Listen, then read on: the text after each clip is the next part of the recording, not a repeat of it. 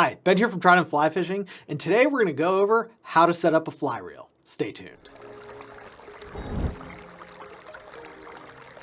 You're going to need 5 things to do this correctly. Number 1 is going to be backing. Number 2, a pen. Number 3, your fly line. Number 4, a leader. And last but not least, a friend. Now let's get started. Now we're going to start by attaching our backing to the reel using the arbor knot, which is the simplest knot to use to do this. And if you're doing this yourself, it's easier to take the spool off first, assuming you've got a reel that releases a spool easily. Now we're going to wrap our backing around the spool twice and tie an overhand knot around the backing itself and tighten that knot. And then I like to tie a figure-8 knot in the tag end. In some places, you'll see this as a simple overhand knot again, but I find that the figure-8 knot provides a little bit easier of a connection. After you tie your figure-8 knot, simply clip the tag end. Then you're going to want to pull on the backing end until that knot cinches onto the arbor of the reel. And now let's show you this knot again in an animated version to make it easier to understand. Now we're going to wrap our backing around the spool twice and tie an overhand knot around the backing itself and tighten that knot. And then I like to tie a figure-8 knot in the tag end. In some places, you'll see this as a simple overhand knot again, but I find that the figure-8 knot provides a little bit easier of a connection. Now that we've attached the backing, this is where the pen comes in as well as the friend. In order to get backing on smoothly, a pen is really helpful. Once you've got the backing on the spindle, you want to hand it to your friend. Now we're going to start reeling the backing onto the reel. And we're going to ask the friend to make sure that he puts a little bit of pressure on this backing so that you get some pressure as you're putting the backing on the reel.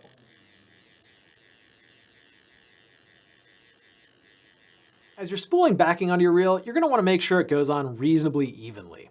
For most freshwater fishing, it's not going to be super important to get that exactly even, but you're going to want it to be pretty close. And if you're wondering how much backing should go onto your reel, the reel manufacturer's website should have that information readily available.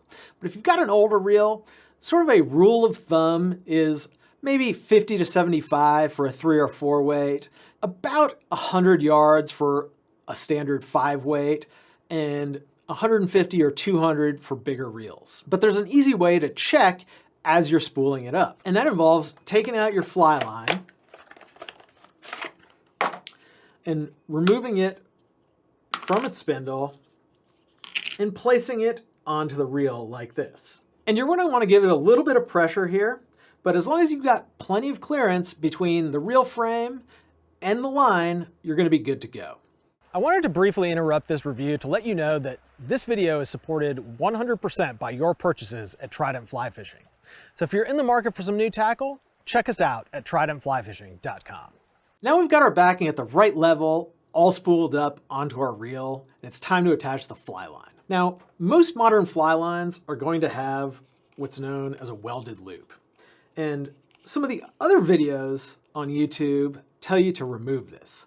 You should definitely not do that. It is way stronger than a nail knot and a lot smoother going through the guides.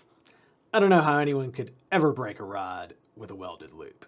If your line doesn't have a welded loop, we'll show you how to attach that in a later video. And all quality fly lines today do have a welded loop, and it makes it much easier to attach. So in order to make that loop-to-loop connection between your backing and your fly line, we're going to need to make a loop in your backing. If you order your reel from Trident, we do this with a spliced loop, but that requires some additional equipment and knowledge. Today, we're going to do the much easier surgeon's loop, which is a really strong, easy alternative. And to make the surgeon's loop, simply double over your backing, and you're going to want to give yourself plenty of room because you can't make this too big. Then make an overhand knot on the loop end, and then make an extra turn through the loop. After that, all you need to do is pull on the loop and the tag ends and pull it tight. and you'll get a really nice, strong knot. And now let's see this in the animated version again. Simply double over your backing, and you're gonna wanna give yourself plenty of room because you can't make this too big. Then make an overhand knot on the loop end, and then make an extra turn through the loop. After that, all you need to do is pull on the loop and the tag ends and pull it tight, and you'll get a really nice, strong knot. And now we're ready to add our fly line. To add your fly line, simply slip the backing loop through the loop on the line. Pass the spindle of the fly line through the loop in the backing. That'll form a perfectly strong loop-to-loop connection.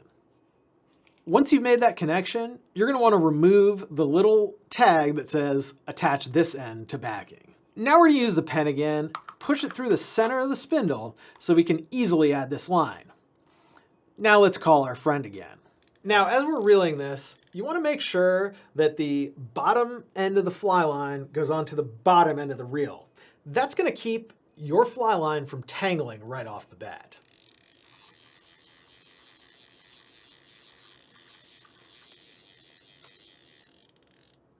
Now, after thanking your friend for the help, it's time to add our leader. Now, you'll notice that this fly line has a loop on this end as well. And again, you really want to find a fly line that's got loops on both ends. It's going to make your life much, much easier, and all of the top quality lines have them. To add your leader, simply pull it out of the bag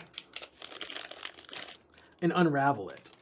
And one trick that I like to do to unravel this is to put the center of the leader on my fingers and then unwrap it slowly so it doesn't get tangled.